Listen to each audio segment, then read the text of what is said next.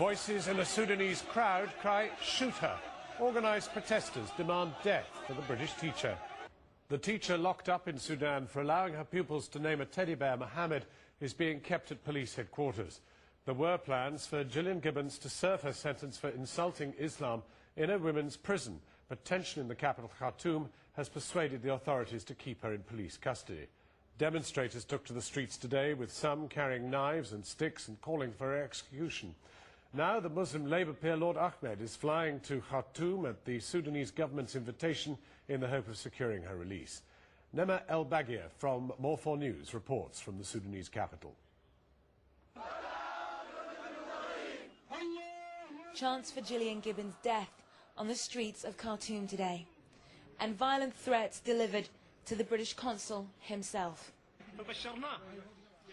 We told him, even if you throw yourselves on the mercy of the Prophet himself, be warned, you are now fair targets.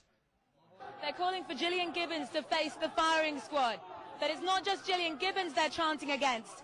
They're also chanting against the Sudanese government for what they feel is a cop-out of a sentence.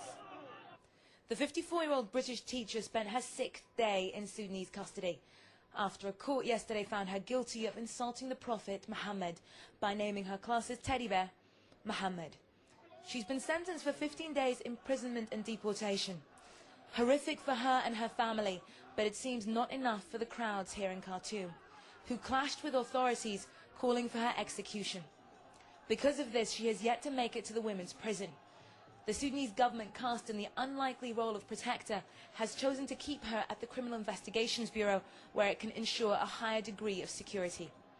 We have been told Gillian Gibbons is aware of the strength of feeling on the streets of Khartoum, but has been shielded from the fact that they're calling for her death.